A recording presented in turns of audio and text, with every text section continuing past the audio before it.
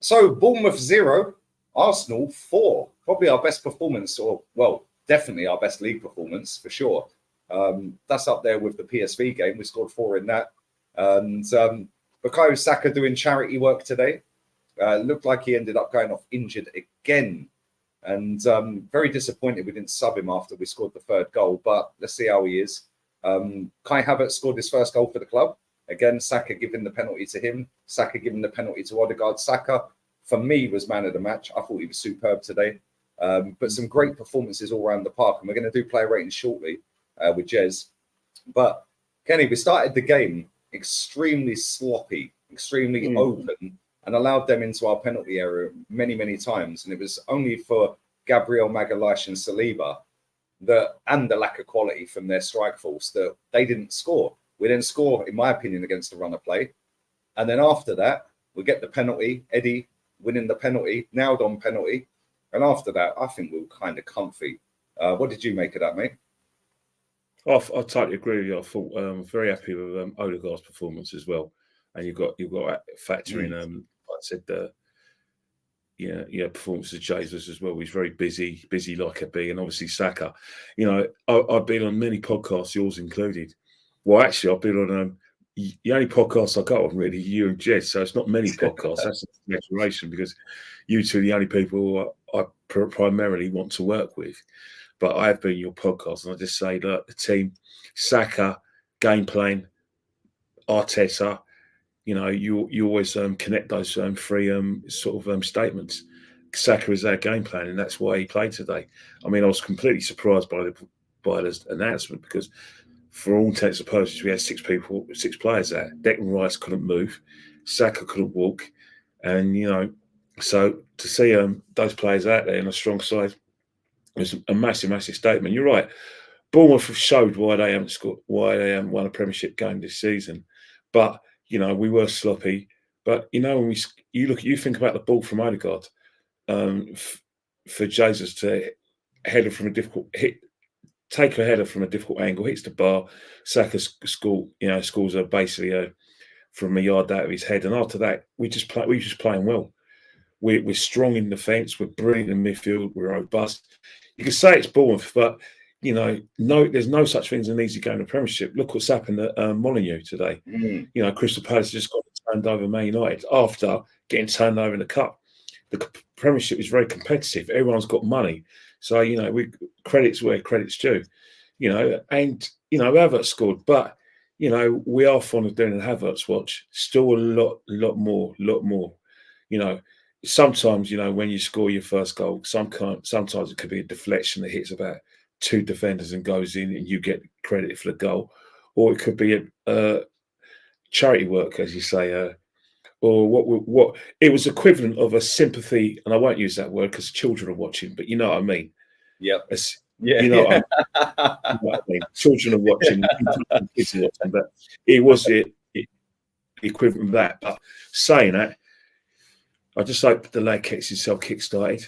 On Wednesday I said I couldn't see a good game coming from him, a good performance, but that was his best performance in an Arsenal shirt, in my opinion. I thought he played. He weren't great, but he weren't bad. But I spoke to Chelsea fans. They said that was kind of the performances he was putting in the bridge, where there was nothing spectacular about what he'd done, but sometimes he could be quietly effective. But it doesn't do our team justice if we just mention his performance or what we expect from him. Because, as I said, Odegaard was brilliant today. Especially brilliant today. I thought Jesus was very robust. Eddie, flattered to deceived again. There was an opportunity for him to, get on a score sheet because we were heavily dominant. He took too many touches. Yeah, he took too many touches. There's one time in the second half he got put through, used his pace. But let me ask you very quickly on that. Do you think that was a foul when running from the halfway line and it looked like he got pushed over? Do you think that was a free kick? Because the ref played on and then gave them a free kick for next to nothing afterwards. I think the thing is, right, is that he gave the Bournemouth player the benefit of the doubt, but that's when they were losing a game 3-0 down. If it was like close, if it was like 0-0, it could have been something else. The referee used his discretion there. But in terms of Eddie, he's working. One thing about Eddie, he works hard, but unfortunately, when you play for Arsenal Football Club, working hard isn't good enough. Doing all right isn't good enough, especially when we're playing against a team like Bournemouth who are low in confidence. They don't have the like the cutting edge that they should do. They rely heavily on Philip Billing and a few bits of skill from Christie and a bit of like endeavour from Solanke. So it was kind of an open goal, but you have to underwrite a play. It's no good just looking at Bournemouth's performances and look at our team sheet, and think, you're right, we have to just go there and roll up our sleeves and it's going to be easy. No, you're going to have to get stuck in, and we did. We earned the right to play. Yeah, we were sloppy, but the thing with Arsenal this season is that if you give us an inch, we'll take a mile. We got the goal, albeit a bit fortuitously, bit against the run of play, but after that, we used that as an ball to take control of the game. We did that very, very well. Shortly afterwards, I think Bournemouth's game plan, they didn't get the memo because they tried to have a go and they tried to press us high, especially in the first half an hour. And they were trying to, like you said, have a bit of endeavour and get in and around us. I thought Ben White in the first half an hour was poor, but I thought overall he grew into the game and got better and better. And that's the thing. You're able to do that if you exercise control of the game while you're going 1-0 up. It brings confidence in the team, and I think that's where Bournemouth's heads go down, because they're playing okay, they're doing all right. We're how to say it, fending them off. Like we're dealing with the avalanche, which was a lot of their attacks. We score, and then all of a sudden that gives us confidence. We begin to keep the ball, and when we begin to keep the ball, that's when we become difficult to beat.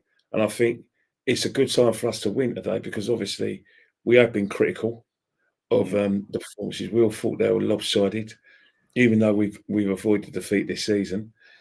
But coming into Lons, this is what I expect. And I expect this, to be honest, for the next few games. Obviously, Man City's going to be a different kettle of fish. They're going to be a very, very, very angry Man City. What happened at Molineux would have really, really pissed them off. Mate, it's funny because Pep, well, a lot of people, our social media works with cancel culture. He said the Korean guy instead of Chan's name in his press. Here we go. Yeah. Well, don't worry. You're the ones who'll be trying to get him cancelled. Be our fans. Like yeah, you know what's funny though? When he scored the second goal to put them 2-1 up, Wolves tweeted out the Korean guy 2-1. That's where that's where it's funny. And that's how you deal with these sort of thing. But our fans, there's always an Arsenal fan wanting to make a name for themselves. Be outraged over nothing, and then all of a sudden try and ruin someone's life, which is our fans spectacular. That, I mean, they wouldn't be bothered it was someone else, but because it's the team that's took the title of us, they're going to be bothered. But you know what? Again, I like the fact that you were happy with Saka's performance, because there's something about that lad. Mate, he's as tough as an ox, as strong as an ox. But I'll tell you what, Kenny, for me and Ola were saying, and the chat was saying, get him off. Yeah, I would have took Odegaard. Obviously, Rice came. I thought Rice played really well today. He was getting the ball on the edge of the box. He was driving forward. Yeah, but wrap these players up, especially Saka. And the amount of times that boy goes down and it's heart in the mouth, and it's like, come on. And even when he got injured, eventually he got took off. Yeah, they made a sub whilst he was hobbling around, not barely able to walk on his left foot. Yeah, and it was like, come on, Arteta, man, get him off. Like he's done the job. We're 3-0 up. Did you see Arteta's face when he had his knock? Arteta's face was a picture. Arteta's face, and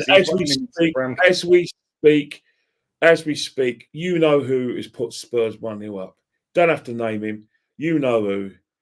You know who's put him up. Hopefully VAR does its job, but you know who. And you know who gave the assist, and it wasn't Maddison. It was the geezer that they signed for Everton. But bloody hell, 10-man Liverpool committing suicide. It don't look. Hopefully, it don't look. It looks onside, and it's 1-0 to the scum. Yep. Very quickly before we wrap this up, Smith Rowe came on today. Very nearly had 2 goals as well. great Definitely, saves. yeah, definitely. Some good What did saves. you make of his performance? Look, Smith Rowe's going to be a good. He's going to be super sub this season, 100%. There's no doubt he's going to. He can't be anything else. You know, I say, you know, we're never going to tire of you know, using the eye test and saying, look, Trossard's a better player than him. He deserves to play instead of him. You know, in terms of Arteta's game plan, my guy Vieira will get more games than him because simple reason is that he has more to his game in a midfield role than Smith Rowe. And then you've got Havertz, a German international, someone we signed for £65 million. He's in front of him. So it's one of those things where it's basically a very, very crowded. However, we are going to need a sub. He has got a goal in him in a game where it's pretty tight. Someone who you know can score goals at this level. It's no better than bringing him on. But for his career, it's no good. Last season, or I think the season before that, he was Shining light, mate. he got his England debut. He made his England debut. Yeah. You know what I mean? Yeah, so again, one of the things about, as I said before, Mikel Arteta is a user in a very manager's way or managerial way, to the extent that he has a system for the team that he has at his disposal. 2021, Smith Rowe and Saka were the main men because he needed youngsters who were finishers. And the second half, it developed a bit where Odegaard became his fruition, and Smith Rowe and Saka was still like, you know, scoring the goals. Last season, no need for Smith Rowe. Smith Rowe got injured, but the team was already moving away from him anyway.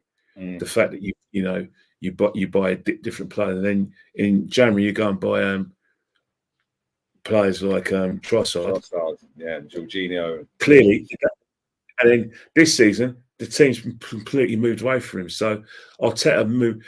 Not only does Arteta change personnel, he changes tactics. He changes a style of play each season. He's always striving for this perfect footballing utopia, and players like Smith Rowe will get left behind. Yep, 100%. Listen, we're going to do player rating shortly. Make sure you follow Kenny Ken 1972 on Instagram. Check out my fan cam. Jez is coming now, and then Brandon's going to do one. No Matty today, he's working. And then player ratings. Real Madrid are winning 2-0 against Girona. Spurs are 1-0 up against Liverpool. And yeah, it is what it is. We're out of it. Laters.